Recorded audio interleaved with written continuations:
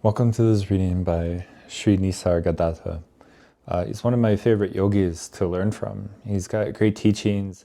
He spoke very deeply about things, and he spoke in a very interesting way that either implied he was disassociated with his body or he had found his enlightenment. And so I leave that up to you to decide.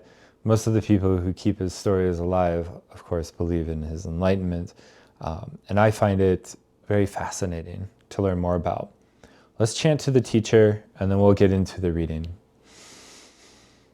Vande Gurunam Charanaravindaye Sandashtasva Masuka Vabode Nishreyasa Jangalikayamani Samsahara Hala Halamua Hashantai Abahu Parushakaram Shankachakrasidarinam Sahasra Shresam Shvetam Pranamami Patanjalim. I bow to the lotus feet of the Guru, from which all teachings come. All right, let's start in here.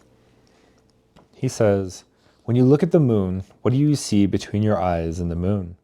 The space in between is not seen. Similarly, your own light through which you look is also not seen. They are one and the same. Your consciousness is of the nature of space. The creation, its descending order is as follows. First comes the seed of consciousness, i.e. the feeling I am, then space, followed by the other four elements. This is the sequence. The one who has realized his own consciousness, its cause and its duration, is the knower. He does not act. When the king is seated on the throne, the administration goes on just because he is. Similarly, the knower does not act. Along with birth, the feeling I am arises. Before birth, there was no such feeling. The vital energy carries out all the actions. The knower is beyond the known. The knower means the Supreme Self, he who is prior to consciousness. It is the unmanifested state. It is the true nature of everyone. One who has realized this state is called a jnani. The ignorant person takes the feeling I am as the body. The seeker takes it as pure consciousness, but the jnani does not identify with anything. After listening to this, compare it with your own present state of being. There was no concept before birth, but an eternal peaceful reality. The concept I am comes through the power of the sattva guna. Because of ignorance, one apparently enjoys body consciousness. A seeker enjoys it as knowledge. The knower is beyond knowledge. A realized soul is beyond that enjoyment altogether.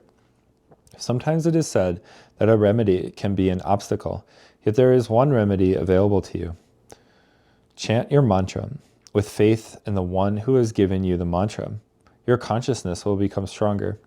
As a result, there will be no weakness in your actions. The greater the faith in the Guru, the earlier the success. If you take your Guru as a human being, your consciousness will harass you.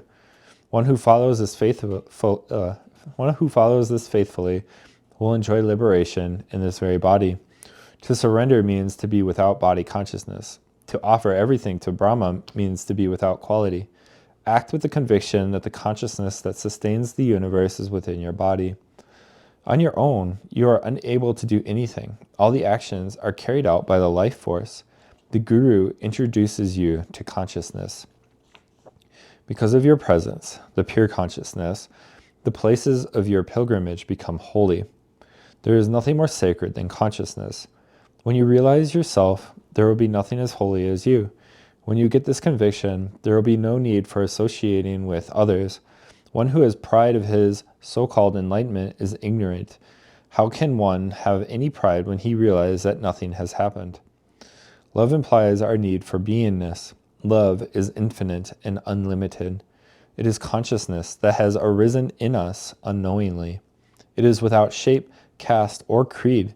It is the pure quality of the vital energy. It is the power of this love by which we feel that we are. I think what the core of that really means is that we are beings of love. Other words for love are the divine or the infinite, these abstract, difficult to really conceptualize, these feelings of oneness, of wholeness. That is the true nature of our soul, of our experience, of our consciousness. But just because of that, and you see he gives us layers of where we are. We don't always have to be living in that state. You know, if you're ready to move on and you want to realize that state, then you will find that state. You will seek it. You will find the right people, the teachers, the gurus to bring you there. But for most of us, we're looking for a teacher who can help us live a better life. We want a better quality of life. We want to be able to not get so angry, to not feel so jaded. We want to be able to enjoy our time with our loved ones, to capitalize on the moments of being with family and friends in our community. Not just the work that we do or things that we accomplish in the world. Those are all great and all. Those are part of our story. But without the other part, without the family, without the friends, without the community, what are you doing? And then it goes beyond that. And he goes into saying that, you know, the more realized being doesn't even identify with the enjoyment of what it is to know that you are this pureness, this love, this divine, into knowing that you are just, you are, right? This I am. And that goes way beyond any of the achievements. Because at the end of the day, if we get to the end of the life and we look back, you know, what's going to be important was that we were here, that we experienced time with other beings, and we might label them family or friends, community. Very few of us are going to look back and go, I'm so glad that I worked 10 hours a day for someone I don't even remember the name of. Find the love in your life. It'll set you free. Om Shanti.